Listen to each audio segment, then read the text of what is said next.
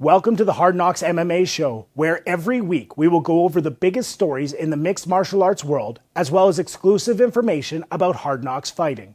My name is Jeremy Ballantine, and I will be guiding you through this week in mixed martial arts. I'll also be throwing my own personal opinions in on some of the biggest stories out there. Agree with me or disagree with me, you can join in on the conversation by tweeting at HKFighting, and next week I'll be responding to some of your tweets on the show. UFC 202 McGregor-Diaz 2 goes on Saturday, but was supposed to be the headline of UFC 200, but it was waylaid due to the dispute between featherweight champion Conor McGregor and his bosses at the UFC surrounding media appearances.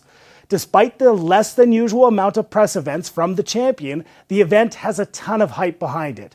Yesterday at the press conference for UFC 202, things got heated between the featherweight champion and Nate Diaz. Words were exchanged and full cans of energy drinks were hurled. Let's just say that the heat between these two top-level fighters has not slowed down a bit since a surprise win by Nate Diaz over McGregor at UFC 196. Last week I promised predictions on the main event and some of the battles on the main card of UFC 202, so here I go. Let's start with the co-main event, which sees light heavyweight Anthony "Rumble" Johnson taking on Glover Teixeira in what is surely a winner-gets-Cormier bout. Glover Teixeira will have no problem winning the fight if he can take Rumble down. Unfortunately, Rumble has great defense and is incredible at recognizing takedowns from all of his opponents. I believe this will come down to Rumble's ability to avoid the big shot and his speed and quickness to overwhelm the Brazilian. Rumble takes this one by a unanimous decision with absolutely zero controversy.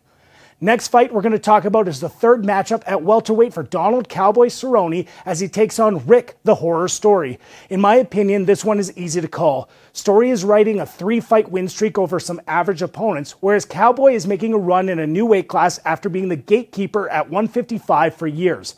His only losses have come against world champions, and every time he fights, he collects up bonus awards like Michael Phelps collects Olympic medals. Cerrone by submission in the second round, but Story's face is going to be a horror story, and it's going to make it look like a KO. Last, the main event. This comes down to whether I believe Nate's win at 196 was a fluke or not. The answer is, I don't believe it was a fluke. I do, however, believe that McGregor thought he was invincible going into the fight.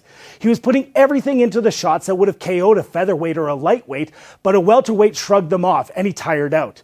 Look for the game plan to change for McGregor to use superior footwork and speed to tag Diaz at will. Diaz is in for a fight, so I doubt he will attempt a takedown because he wants to scrap. My prediction is McGregor by TKO in the second. On to a bit of Olympic news. Congratulations to Japan's Kaori Icho on becoming the first wrestler in history to secure 4 Olympic gold medals.